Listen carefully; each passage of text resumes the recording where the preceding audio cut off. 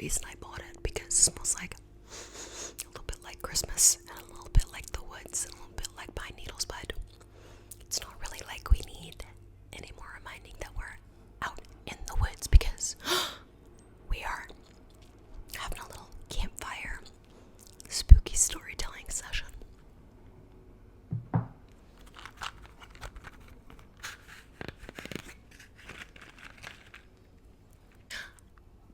Before we begin,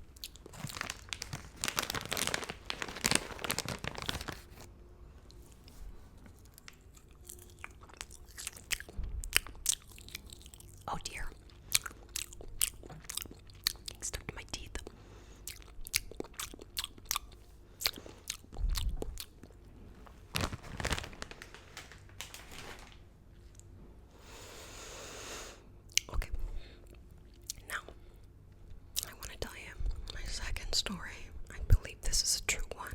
Of course, that last one was, I believe it was a creepypasta. You know, someone typed it up. Someone typed it up on a laptop. I believe. Put it online to scare people. So this one. Oh, this one is real. Yeah. This one is real.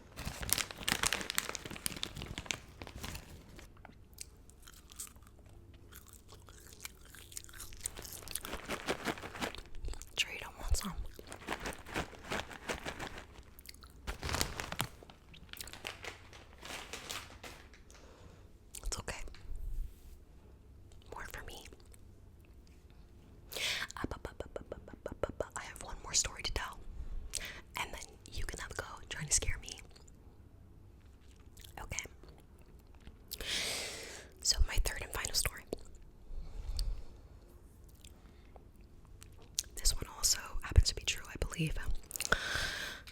This girl was sitting by herself, renting by herself. She's pretty anxious. She actually had a fear of going outside. I can relate. Now, her landlord, who lived upstairs, she was familiar with this girl's fear of wanting to go outside, her agoraphobia, if you want to call it something. And she was worried the girl wouldn't get enough to eat, and she wanted to help the girl. So the girl and the landlord became friendly, of course, because they were both lovely people. The landlord would take food. She would cook really yummy food, and she would bring it down to the girl, and she would just leave it at the front door. She would knock, and the girl would take it. It worked out very well, and the girl got food, home-cooked food, and she didn't have to go outside when it was really, really going to cause her distress. Now, over time, though, she began to get tired. Really, really, really, really tired. And she would wake up with the feeling like she was being watched. And one morning, when it took her so much effort to wake up again, she could have sworn that there was a warm patch on the bed next to her, as if someone had been lying there. Now, the girl just thought, okay, maybe it's her medication for anxiety.